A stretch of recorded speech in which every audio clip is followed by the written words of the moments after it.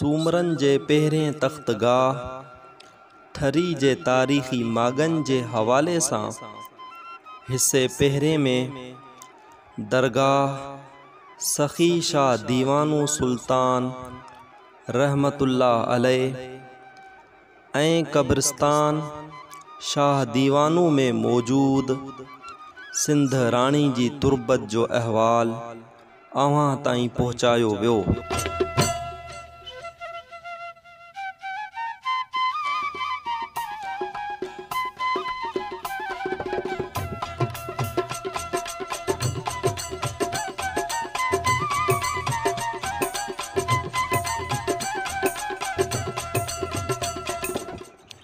हिन हिस्से में ठरी जे ॿियनि तारीख़ी मागन ऐं उन्हनि जो अहवाल पेश कजे थो।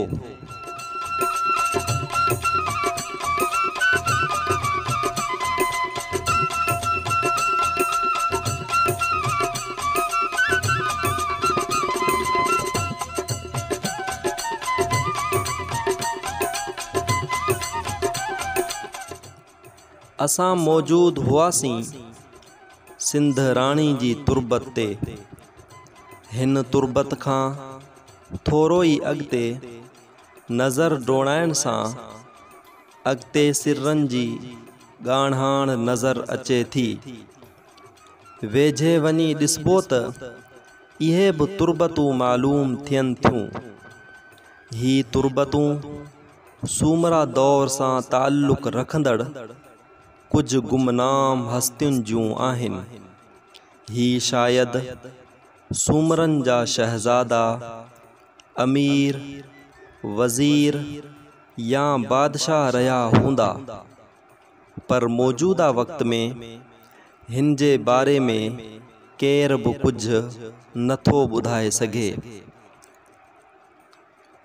चवनि था त सन 1025 ईस्वी में महमूद गज़नवी जे सिंध ते हमलनि ऐं मंसूरा जी तबाही खां पोइ सूमरा ठरी में अची गॾु थिया ऐं सूमार खे सिंध जो आज़ाद राजधणी चूंडियाऊं ऐं तेसी ताईं आज़ाद रहिया जेसी ताईं सुल्तान अल्तमश खेनि शिकस्त ॾेई ॾन भरू न कयो। कुझ तारीख़दान सूमरन जो पहिरियों तख्तगाह मंसूरा खे मञनि था, जितां महमूद गज़नवी जे हमलनि खां पोइ फेराए ठरी खे बणायो वियो। चवनि था त सूमरा मुख़्तलिफ़ सबबनि करे पंहिंजा तख्तगाह मटाईंदा रहिया। पहिरियों दफ़ो 1025 खां 1040 ईस्वी जे विच वारे अरसे में मंसूरा खां ठरी, पोइ 1241 में दरिया जे रुख मटाइण खां पोइ दरिया जी नई छाड़ ते जून जो शहर, जितां पोइ 1257 ईस्वी में मोहम्मद तूर, जितां वरी 1300 ईस्वी में ठटे खे पंहिंजो तख्तगाह बणायाऊं। इन हिसाब सां ठरी सूमरन जो ॿियो तख्तगाह बणिजे थो, पर ठरी सूमरन जो आज़ाद सिंध ते हुकूमत जो पहिरियों तख्तगाह ज़रूर हो। अॼु जे दौर में ठरी जो ही इलाइक़ो, जेको कब्रिस्तान शाह दीवानू जे नाले सां मशहूर आहे, उहो कंहिं दौर में हिकु आज़ाद ऐं खुशहाल सिंध जो हिकु पुरवकार शहर हो। हिते पुराणे दौर सां ताल्लुक़ रखंदड़ केतिरियूं ई शयूं लधियूं वियूं आहिनि।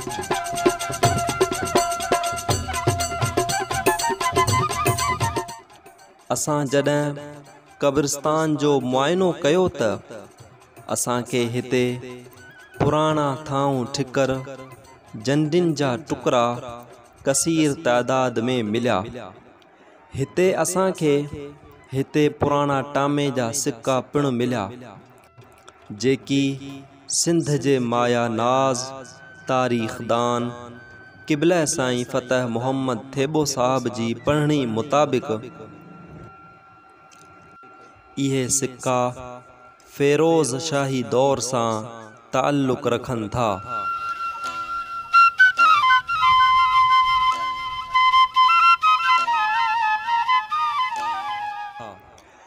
हिन क़ब्रिस्तान जे मुआइने खां पोइ अॻिते दरगाह शाह दीवानू वेझो ई हिक पुराणे मंदिर खे ॾिसण लाइ निकितासीं। ही मंदिर बि सूमरनि जे दौर सां ताल्लुक़ रखे थो।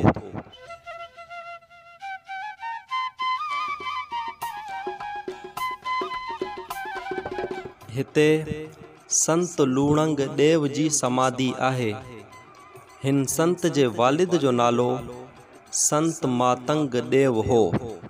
हिन जो जन्म गोहलवार गुजरात भारत में 1038 ईस्वी धारे थियो। संदसि लाड़ो अछूत क़ौमनि में सुधारो आणे खेनि मुआशरे में बराबरी जी हैसियत ॾियारण तरफ़ रहियो। संदसि पीउ जॾहिं गुजरात छॾे सिंध लॾे आयो, तॾहिं हिन मुस्तक़िल तौर ठरी में रिहाइश इख्तियार कई। लूणंग ॾाढो अच्छा जी। ये मंदिर केड़े दौर जो है? ये पुराणो आहे, असांजे पंजी असांजे तारीख़ जे हिसाब सां इलाही पुराणो आहे। माना असांजा ॾाढा माइटनि ते मेलो लॻाईंदा आहे। तंहिंमें जे हिते जे जेको बि रहियल आहे, जेके बि माना 100-200 साल जा जेके बि पोड़ा बुज़ुर्ग उहे बि चवंदा बाबा असांजो ॾिठो आहे, हिन जो त मेलो लॻंदो ई अचे पियो। चयो वञे थो त ठरी जो इलाइक़ो लूणंग देव अची आबाद कयो, जिते संदसि सरपरस्तीअ में सूमरा ऐं मेघवाड़ अमुन भाई पीउ ऐं दोस्ताने नमूने सां गॾिजी रहंदा हुआ। हिन घणो करे सिंध ऐं कच्छ जे सूमरनि ऐं पोइते पियल ज़ातियुनि में पंहिंजे फ़िक्र जो प्रचार कयो। चवनि था त हिन संत तबई मौत मरण बदिरां समाधि वरिती। इन वाक़े जो सन विक्रमी संबत 1252 मुताबिक़ 1118 ॿुधायो वञे थो। हर साल विक्रमी संबत जे चेट महीने जी 4 तारीख़ ते महेश्वरी मेघवाणनि जा काफ़िला हिन संत जी यात्रा लाइ संदसि अलामती समाधि ते वेंदा आहिनि। असां वटि ॿियो असांजो केर बि कोन अचींदो आहे। सिर्फ़ु असांजा जेको मेघवाड़ क़ौम आहे उहे अचींदो आहे। बाक़ी जेको 18 वर्ण हिंदू जेको बि आहे असांजो, यानी कि कोली भील वाणिया बाणिया कुझु बि न, कुझु बि न। सिर्फ़ु असांजी क़ौम जो ई माण्हू ईंदो, चई असांजो ई धर्म गुरू आहे, यानी कि असांजो हिकिड़ो ई वली आहे। माना हिकिड़ी जीअं अवां में अहल बैत सैयद आहे, अवां जो हिकिड़ो मुर्शिद आहे, तीअं असांजो हिकिड़ी क़ौम जो मुर्शिद आहे। बाक़ी हिन में न कोली न वाणियूं न भील न ठाकुर न केर बि कोन्हे। अच्छा ईंदो कोन या उनखे इजाज़त कोन्हे? असांजे पंहिंजे हिसाब सां माना इजाज़त असीं उनखे ॾियूं बि कोन था। छाजे करे कि असांजो धर्म अलॻि आहे, असांजो सिस्टम अलॻि आहे। न वाणीअ सां मिलूं था, न कंहिंसां बि असीं मिली कोन था सघूं।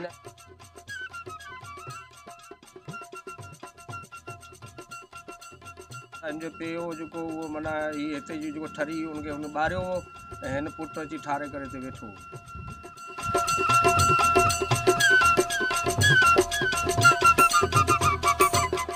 हितां खां वरी असांजी मंज़िल ॼाम जूणे जी तुरबत जी ॻोल्हा हुई, जंहिं लाइ पुछा ॻाछा कंदा आख़िरकार ॻोल्हे हथ कईसीं।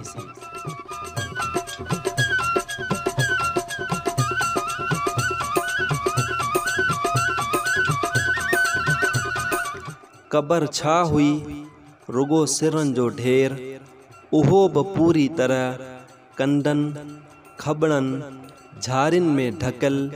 ही ॾिसी करे यकीन न पे आयो त ही ॼाम जूणे जी तुरबत आहे। ॼाम जूणो ॼाम बाबीने जो पुटु हो।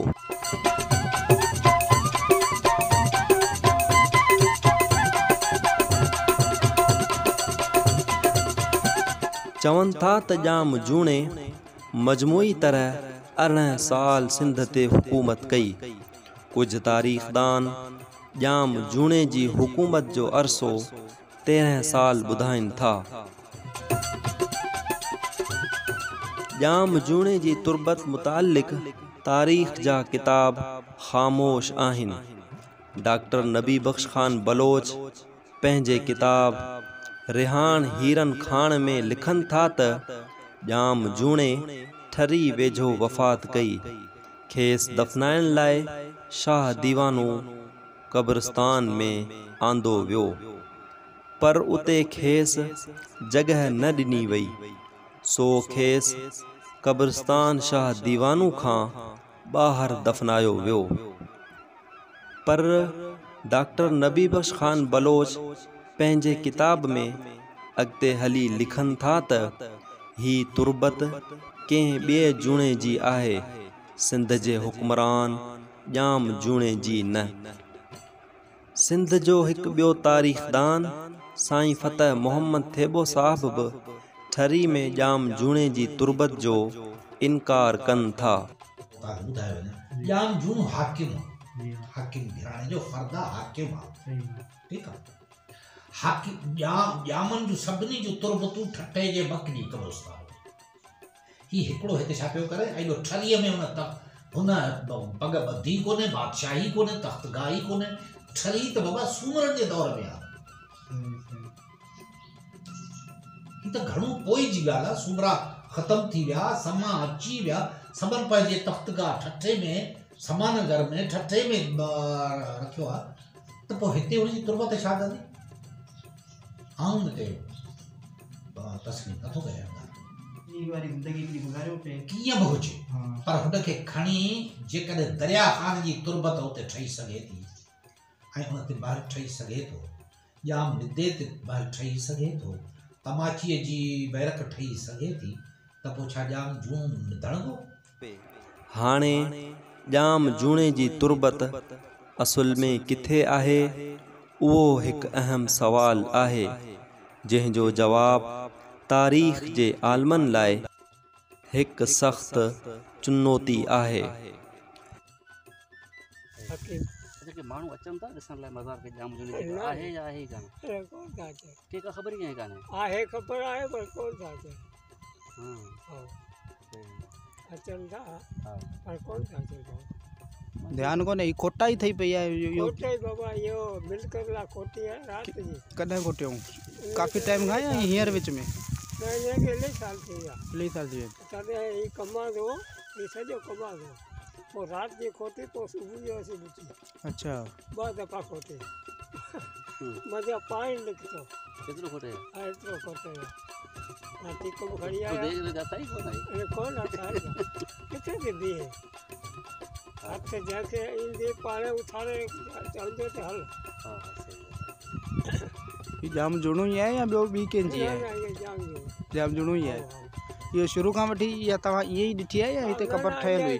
बसि इहो सिरनि जो ढिघ आहे बसि।